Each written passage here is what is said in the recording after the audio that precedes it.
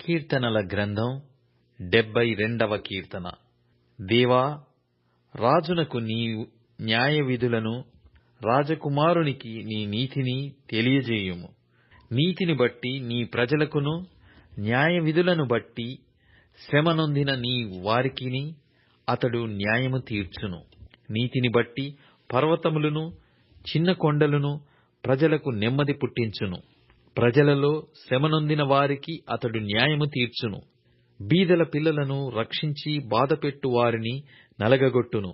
సూర్యుడు నిల్చునంత కాలము, చంద్రుడు నిల్చునంత కాలము తరములన్నిటను జనులు నీయందు భయభక్తులు కలిగియుందురు. గడ్డి కోసిన పీటి మీద కురియు వానవలెను, భూమిని తడుపు మంచి వర్షము వలెను అతడు విజయము చేయును. అతని దినములలో నీతిమంతులు వర్ధిల్లుదురు. చంద్రుడు లేకపోవు వరకు క్షేమాభివృద్ధి కలుగును. సముద్రము నుండి సముద్రము వరకు, యూఫ్రటీసు నది మొదలుకొని బూదిగంతముల వరకు అతడు రాజ్యము చేయును. అరణ్యవాసులు అతనికి లోబడుదురు. అతని శత్రువులు మన్ను నాకెదరు. తర్షీసు రాజులు, ద్వీపముల రాజులు కప్పము చెల్లించెదరు. షేబ రాజులను, సెబా రాజులను కానుకలు తీసుకొని వచ్చెదరు. రాజులందరూ అతనికి నమస్కారము చేసెదరు. అన్యజనులందరూ అతని సేవించెదరు.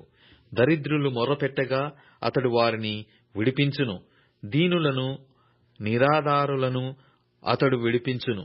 నిరుపేదల యందును, బీదల యందును అతడు కనికరించును.